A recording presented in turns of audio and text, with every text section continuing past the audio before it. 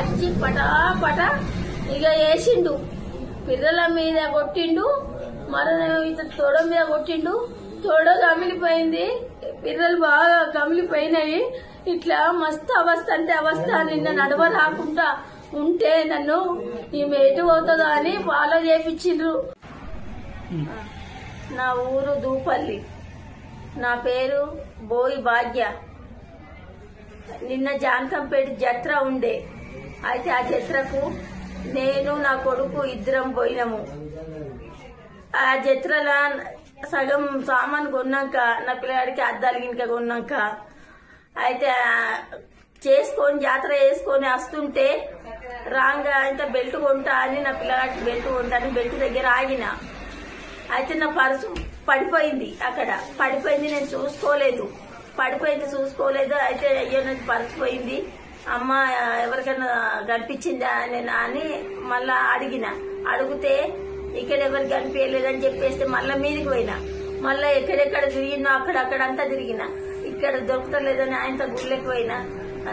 Sir night purse పోయింది అని అంటే, బయట మేడాలు ఉంటారమ్మా, బయట మేడాల దగ్గరికి పోయి చెప్పుకో, వాళ్ళు చూస్తారు అని అంటే మైక్లు వస్తారు అని చెప్పిండ్రు. మైక్లు వస్తారు అని చెప్తే ఇక నేనేం చేసిన, మళ్ళా ఆయన బయట మేడాల దగ్గరికి పోయినా. బయట మేడాల దగ్గరికి పోయి ఇట్లా మైక్ ఉన్నట్ట పోతారట, జర నా పర్సు పోయింది, అంత తాళం చేయి, నాది ఆధార్ కార్డు ఉంది, నా తాళం చేయి, ఆధార్ కార్డు, నా 300 రూపాయలు ఉన్నాయి, పైసలు పోయినవాయే కానీ నాకు తాళం చేయలేదు ముఖ్యము.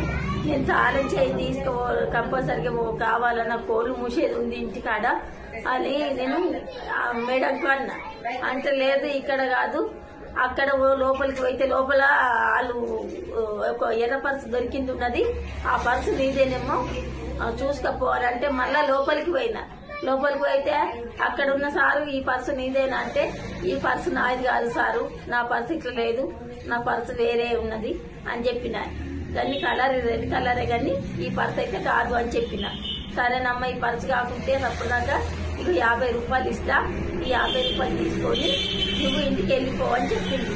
వెళ్ళిపో అని చెప్పిన తర్వాత ఆయన నేను వెళ్తూ వస్తున్నా.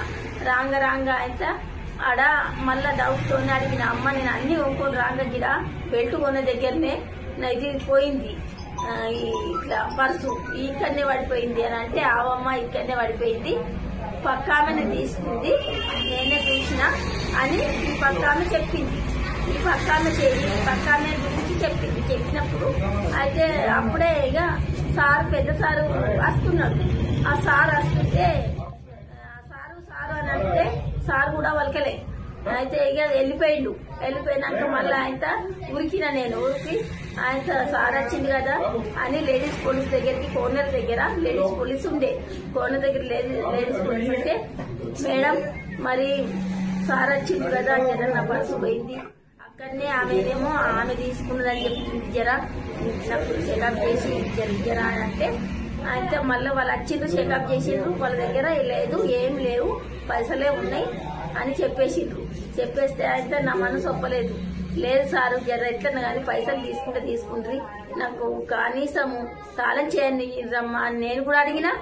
వాళ్ళు అడిగిండ్రు, మా దగ్గర లేదు అని చెప్పేసిండ్రు. వాళ్ళు వచ్చితే ఆమె నా ముందు చెప్పే సాక్ష్యం వాళ్ళ ముందు చెప్తలేదు. అయితే ఇక నేనేం చేసిన, సారు ఎట్లా చేయాలని నేను కథ అని నేను అన్నా.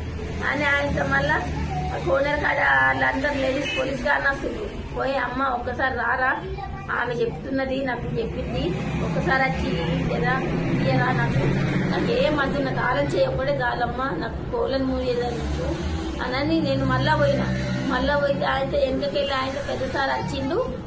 ఆయన వచ్చేది కూడా నేను చూసుకోలేదు. అయితే ఇక వచ్చి పటా ఇక వేసిండు, పిల్లల మీద కొట్టిండు, మరో తొడ మీద కొట్టిండు. తొడ కమిలిపోయింది, పిల్లలు బాగా కమిలిపోయినాయి. ఇట్లా మస్తు అవస్థ అంటే అవస్థ. నిన్న నడవ రాకుండా ఉంటే నన్ను ఈమె ఎటు పోతుందో అని ఫాలో చేపించిండ్రు.